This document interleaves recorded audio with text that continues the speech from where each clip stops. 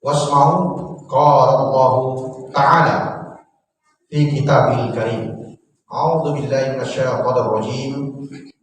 Wa aqimus sholata wa atuz zakata wa ati'ur rasula la'allakum turhamun. Shadaqallahul adzim. Masyaallah muslimin, sidang Jumat azanillah wa iyyakum. Alhamdulillahirabbil alamin, sebuah kalimat yang patut kita ucapkan dalam hidup kita keseharian.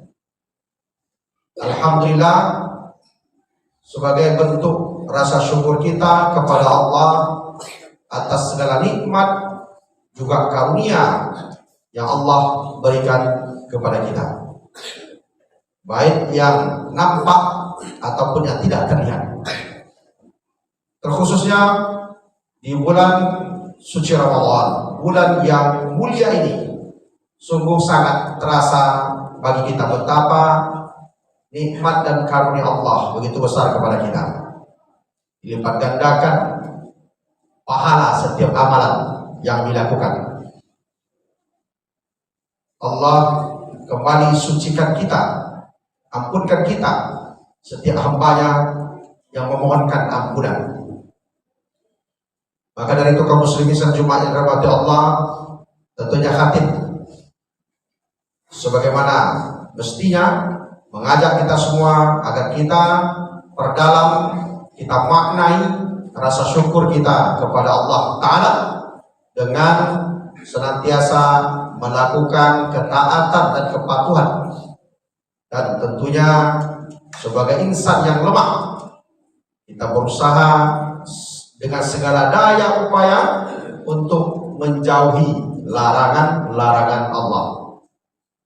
Salawat beserta salam selanjutnya kita tujukan bagi junjungan alam, uswatun hasanah, suri tauladan bagi kita semua, yaitunya Nabi Muhammad SAW dengan lafaz Allahumma sholli ala sayyidina Muhammad wa ala ali sayyidina Muhammad. Kaum muslimin sedang Jumat rahimakumullah, tidak lupa juga khatib mengingatkan kita semua, tidak terkecuali diri khatib sendiri, untuk kita senantiasa meningkatkan keimanan dan ketakwaan kita agar kita dapat selamat hidup di dunia dan tentunya kelak di akhirat. Di kesempatan Jumat yang mulia ini, adapun materi Jumat yang akan disampaikan adalah zakat fitrah dan kepedulian sosial. Kaum muslimin sidang Jumat rahimakumullah, pada kesempatan ini khatib mengajak kita semua untuk merenungi makna dan hakikat daripada ibadah zakat yang selalu menjadi bahan perbincangan, diskusi dan juga kajian. Selain kita memahami pengertian daripada zakat itu sendiri, kita juga mesti mengetahui apa hakikat dari ibadah zakat yang kita lakukan. Untuk apa? Agar kita tahu dan sadar bahwa hakikat beribadah bukan hanya sekedar menggugurkan kewajiban, namun semua itu hendaklah menjadi sebuah kebutuhan diri yang akan memberikan dampak positif juga bagi kehidupan kita bersama. Kaum muslimin sedang Jumat rahimakumullah, dalam surah An-Nur ayat 56 Allah Ta'ala berfirman sebagaimana telah khatib bacakan di awal khutbah tadi, wa aqimus sholat, dan dirikanlah sholat, wa atuz zakat, tunaikanlah zakat, wa atiur rasul, dan taatlah kepada rasul, la'allakum turhamun, supaya kamu diberi rahmat. Hadirin sekalian Jumat Allah, dalam ayat ini jelas disebutkan bahwa ibadah zakat adalah merupakan sebuah perintah sebagai makhluk dan juga hamba Allah yang diperintahkan oleh Allah kepada kita untuk menunjukkan sebuah kewajiban yang wajib dipatuhi dan juga wajib dikerjakan. Kita jika menjalankan sholat adalah kewajiban sehari-hari yang memiliki tujuan dimensi vertikal, yakni sebagai bentuk kepatuhan dan ketaatan kepada Allah sebagai seorang hamba makhluk ciptaan untuk menyembah Sang Pencipta Al-Khaliq, maka kewajiban zakat memiliki dua dimensi ibadah. Selain dimensi vertikal sebagai kewajiban kepada Allah, zakat juga memiliki dimensi horizontal dan dalam bentuk memberikan harta yang kita miliki, karena di dalam harta kita tersebut terdapat hak-hak orang lain. Tentunya harta tersebut untuk digunakan bagi orang-orang yang tidak mampu. Mereka saudara-saudara kita juga seiman yang membutuhkan. Secara cuma dalam Allah, sebagaimana yang tercantum dalam kitab Ihya Ulumuddin karangan Imam Al-Ghazali menjelaskan ada 3 hakikat dari makna dan tujuan kewajiban berzakat. Yang pertama, kaum muslimin salat Jumat yang dirahmati Allah, mengeluarkan zakat mampu menjadi wujud kesungguhan, totalitas kecintaan kita kepada Allah Subhanahu wa taala.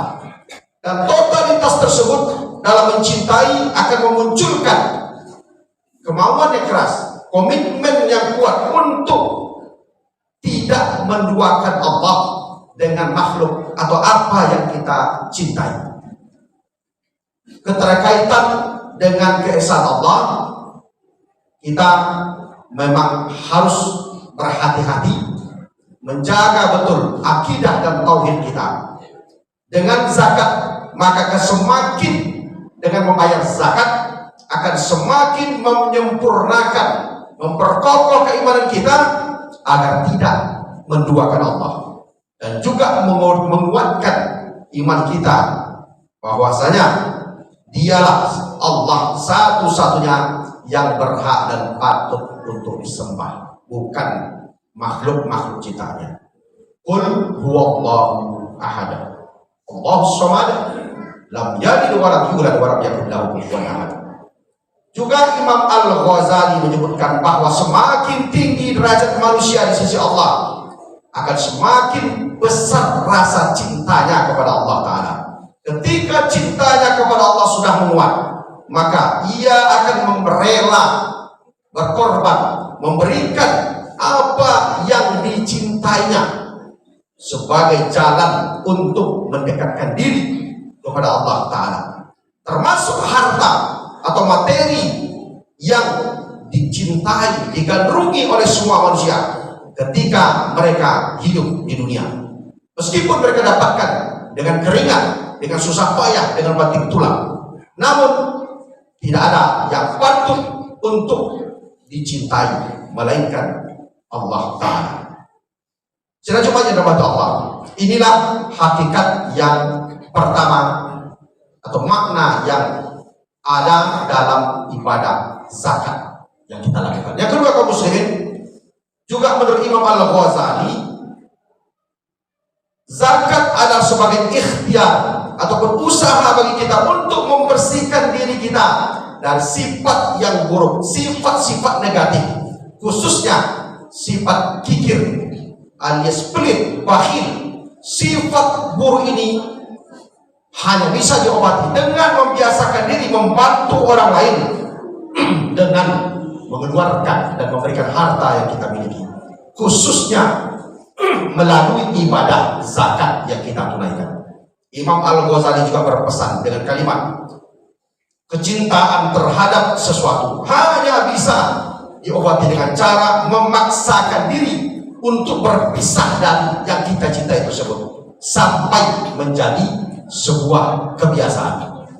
Kita juga sebenarnya tidak perlu khawatir kaum muslimin serjemahan rahmat Allah, bahwasanya ketika kita memberikan harta kita kepada orang lain dan kita merasa ada yang kurang atau berkurang dari harta kita, pada hakikatnya orang yang memberikan hartanya untuk hal-hal yang diperintahkan Allah, pasti Allah lipat gandakan, Allah lebihkan rezekinya dari apa yang telah Allah berikan sebelumnya.